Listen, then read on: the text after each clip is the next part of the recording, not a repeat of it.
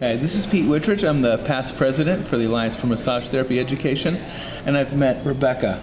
Hi. And I don't know your last name at the moment. So- and what I'd like to do is kind of get some information from you and learn who you are. Okay, that'd be great. I'm Rebecca Fairway. I'm a school owner. I own Zion Massage College, and I'm excited to be here. I've learned so much at this conference. Mm-hmm. Thank you. And tell me where that is with Zion. So it's in St. George, Utah. We're really close to Zion National Park, but we're also about an hour and a half away from Las Vegas.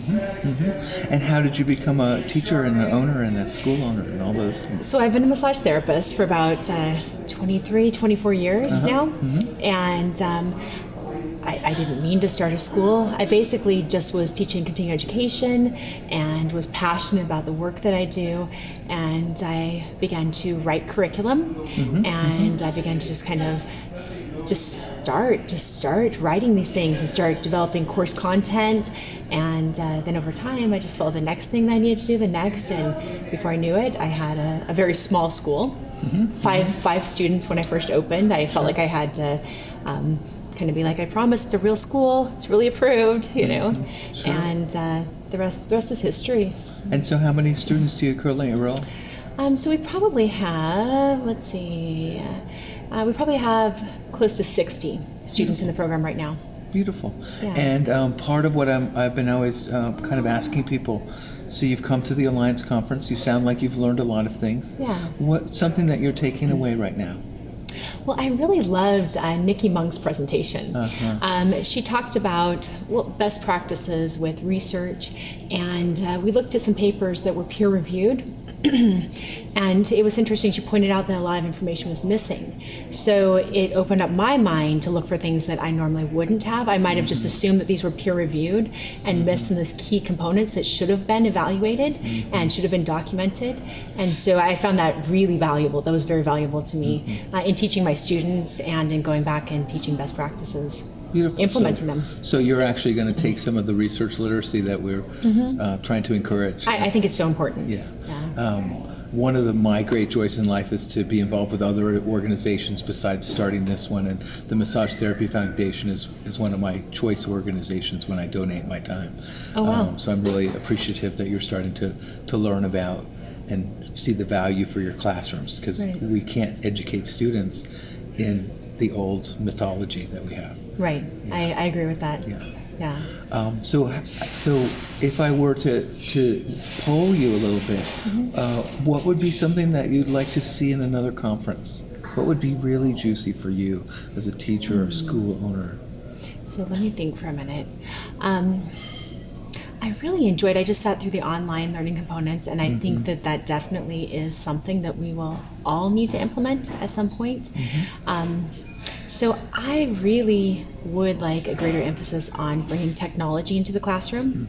What we do in one way is really help people to take a break from technology. We have this literally hands-on therapies that we're teaching, but I think it is important to also bring in technology to support that.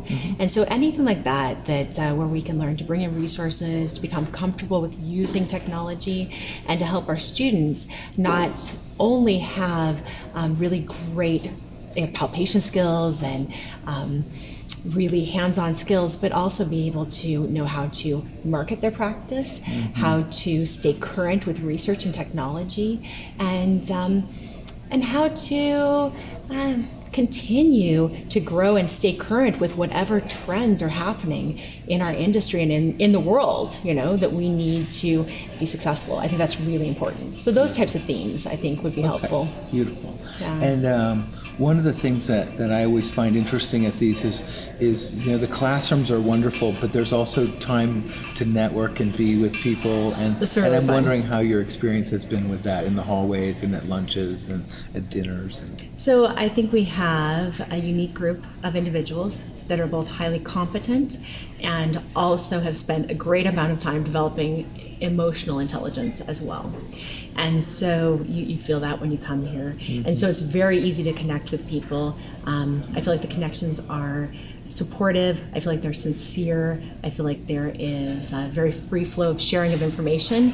And I expected it on one hand. I mean, I know our industry, but it's always refreshing. It's always nice to feel it. And I think that here at this conference in particular, I've really felt that. Beautiful. And that, to a large degree, is also because of the culture that you've helped to create. So thank you. And so do you think you'd come to another conference? I will always come to these conferences. I will always come to them. I think they're wonderful. So something that's really important is passing the torch. Some people have been talking about passing the torch. How do you feel about taking up the mantle? I would be excited to. I love this industry. I think it's an honor to be involved in it. And I see your passion in your eyes, and I feel it. And I appreciate you letting me be a part of it. Oh, you are most welcome here. Yeah, thank you. Thank you. So thank you. Okay, yeah, thank you too. Thank you so much. And I really want to encourage you. Anything that you want to do in this field is open to you.